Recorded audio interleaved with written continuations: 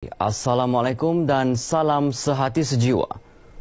Sabah yang julung kalinya dipilih sebagai tuan rumah sambutan Hari Guru peringkat kebangsaan telah berjaya menganjurkan pameran pendidikan terbesar yang disertai jabatan dan syarikat swasta.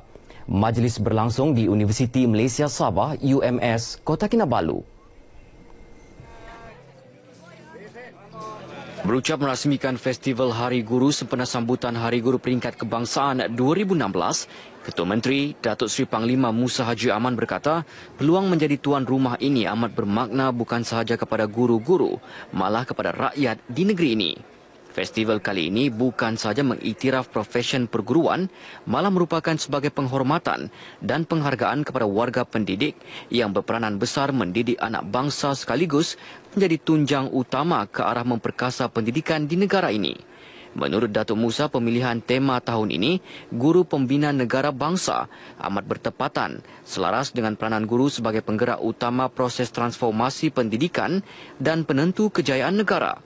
Festival yang berlangsung selama 4 hari ini diisi dengan pelbagai acara, antaranya pameran interaktif pendidikan dan larian tatap bahasa yang cikgu sebagai acara simbolik bagi menghargai jasa para guru. Dalam majlis itu juga, kumpulan utusan yang menjadi penganjur utama turut menerima tajaan berjumlah 1.5 juta ringgit daripada Kerajaan Negeri Sabah, BSN dan YTL Communication. Sumbangan diterima pengarah urusan kumpulan utusan, Datuk Muhammad Nordin Abbas. Dianggarkan 500,000 pekerja di seluruh negara yang sebelum ini tidak layak dilindungi di bawah skip pelindungan pertubuhan keselamatan sosial Perkeso bakal mendapat manfaat selepas rang Undang-Undang Keselamatan Sosial Pekerja Pindaan 2015 diluluskan Parlimen baru-baru ini. Timbalan Ketua Eksekutif Operasi Perkeso John Riba Marin memberitahu melalui pindaan itu jumlah siling caruman bulanan dari gaji pekerja yang layak diinsurankan atau dilindungi dinaikkan dari RM3,000 kepada RM4,000. Ini bermakna semua pekerja yang diambil bekerja oleh majikan di bawah kontrak perkhidmatan di mana akta itu terpakai wajib didaftar dan dicarumkan kepada Perkeso tanpa mengira jumlah gaji bulanan kerana tertakluk kepada had siling caruman gaji maksimum RM4,000 sebulan. Pindaan berkenaan dijangka berkot kuasa 1 Jun ini. Majikan bersedia untuk membuat caruman yang betul. Setelah tarikh kuasa itu, dikhawatiri bahawa majikan masih lagi tak mengetahui dari segi pindaan ini. Kerana kita menjangkakan takut nanti tersalah bayar ataupun salah bayar seperti biasa. Jadi satu lagi, ada juga majikan-majikan yang menggaji pekerja yang bergaji besar dulu tak pernah mencarum di waitlist pindaan, mereka menjadi layak. Dulu tak layak, sekarang jadi layak. Terutama majikan-majikan yang mempunyai pekerja yang bergaji melebihi RM3,000 dan tak pernah mencarum. Dengan peningkatan had siling itu, Perkeso akan turut meningkatkan bayaran faedah tunai kepada pekerja dan keluarga mereka yang ditimpa bencana. Beliau bercakap dalam sidang media sebelum mewakili Ketua Eksekutif Perkeso, Datuk Dr. Mohamed Azman Datuk Aziz Mohamed merasmikan penutupan sesi penerangan keselamatan sosial pekerja pindaan 2015, Perintah Gaji Minimum 2016 dan pindaan undang-undang berkaitan TPPA di Kota Kinabalu. Lebih 300 wakil majikan dan pekerja di Kota Kinabalu menghadiri majlis berkenaan. Dari segi kebaikan mungkin coverage untuk semua pekerja dia terkandung dalam Perkeso punya perlindungan, tapi dari segi majikan pula mungkin ada sedikit kos akan increase. Bagi kami baguslah sebab dia merangkumi semua level gaji sama. Baguslah untuk pekerja sebab anything happen, dorang ada something they can hold on to lah. Sehingga tahun lalu 6.31 juta pekerja aktif yang berdaftar dengan Perkeso. Projek Amonia Urea Sabah Samur yang terletak di Taman Perindustrian Minyak dan Gas Pitang, Sogip, kini siap 98% dan dijangka memulakan operasi bulan Oktober 2016.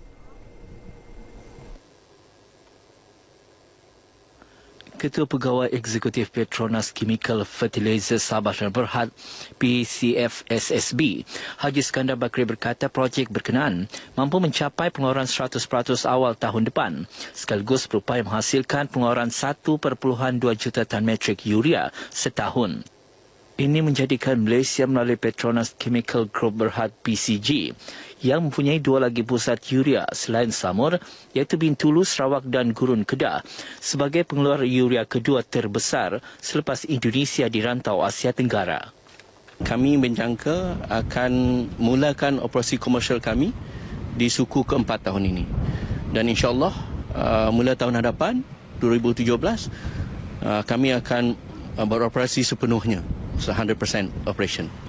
Haji Skandar menyatakan demikian dalam Majlis Lawatan Media ke Samur 2016. Terdahulu ketika menyampaikan taklimat dan sesi tayangan video kepada para media, beliau berkata pewujudan projek berkenaan dapat menyediakan pelbagai peluang pekerjaan kepada penduduk tempatan sekaligus meningkatkan tahap sosioekonomi mereka. Sistem pendidikan negara sentiasa mengalami perubahan dinamik sesuai dengan peredaran zaman ke arah itu. Pelbagai perancangan sistem pendidikan telah dirangka bagi membolehkan ia dilaksanakan dengan berkesan ke arah melahirkan modal insan terbilang.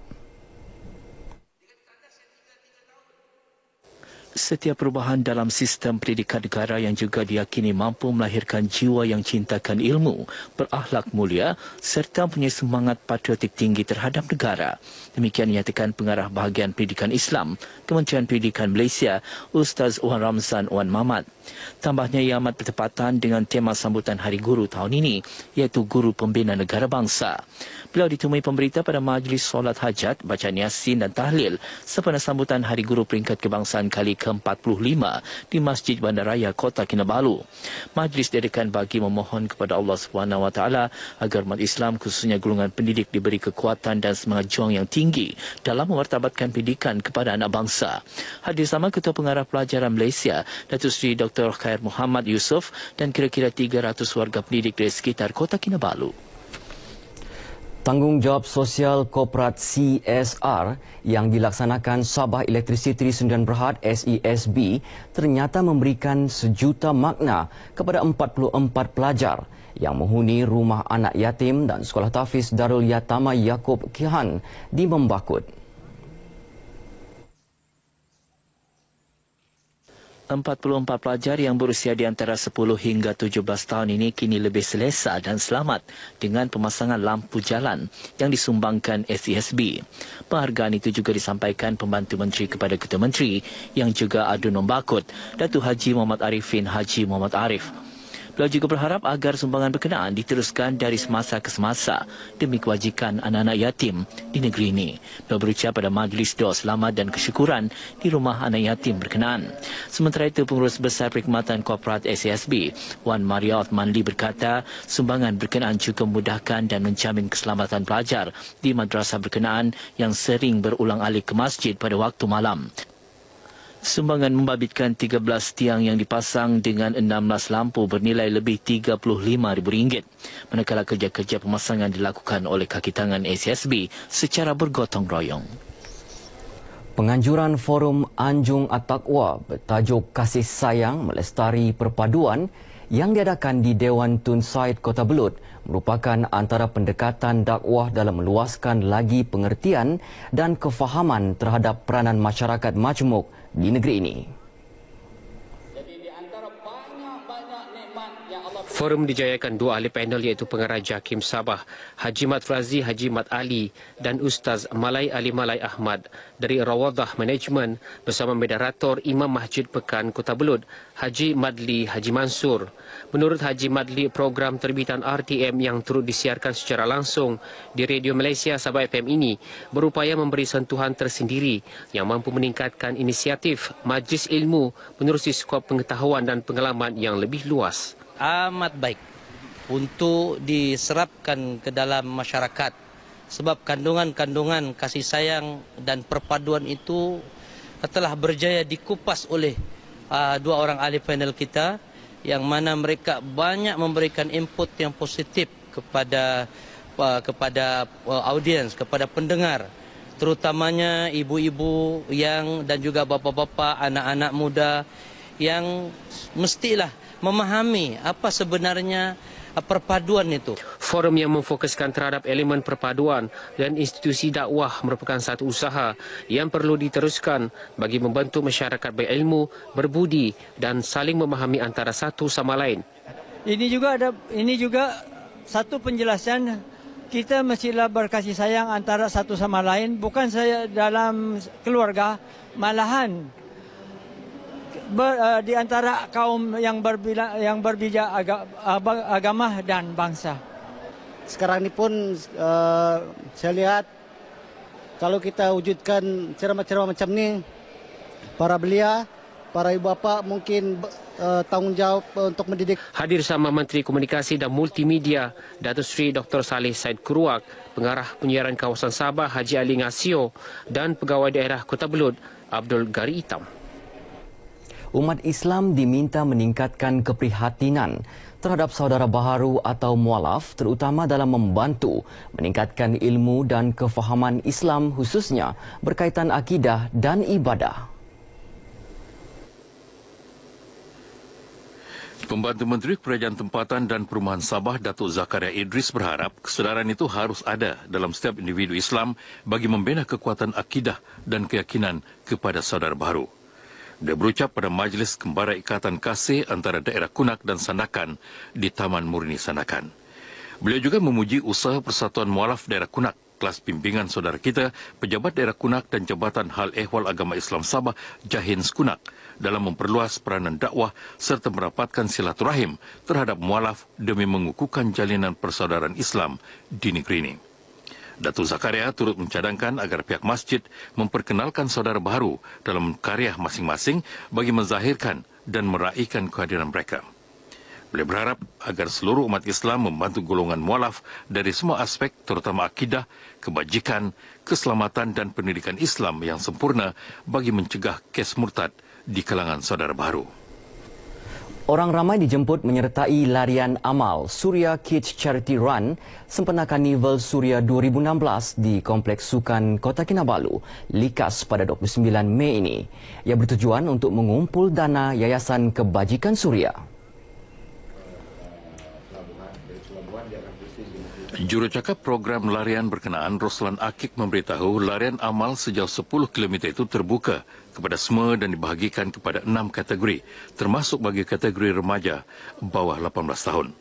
Larian yang dianjurkan Kelab Sukan dan Kebajikan RTM Sabah dan Sport Prank Trail Running Team bersama Yayasan Kebajikan Suria ini mensasarkan sekurang-kurangnya 1,000 penyertaan. Roslan ditemui RTM selepas mengadakan kunjungan terhadap pengasas Yayasan Kebajikan Suria, Datuk Hajar Raya Irom di Pusat Seni Suria, Likas. Datuk Hajar Raya Irom merupakan isteri kepada Menteri Komunikasi dan Multimedia, Datuk Seri Panglima Dr. Saleh Tun Said Kuruak. Borang penyertaan boleh diperoleh di pejabat RTM di Kota Kinabalu atau menerusi Facebook Suria Kids Charity Run. Hadiah berupa wang tunai RM500, RM300 dan RM200 juga disediakan kepada pemenang pertama, kedua dan ketiga bagi setiap kategori. Seterusnya kita ikuti pelbagai acara yang berlaku di Sabah dalam diari hari ini.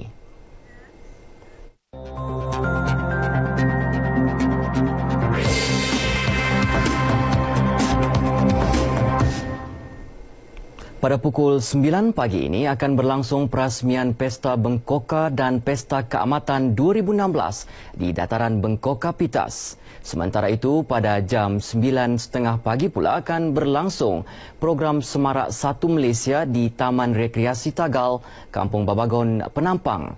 Akhir sekali, pukul 7 malam ini akan dilangsungkan program 10 Heroes 2006 di Auditorium Kompleks JKKN Sabah di Kota Kinabalu. Paparan itu mengakhiri bahan berita dari Sabah hari ini. Kembali kepada Faris di Angkasa Puri. Silakan.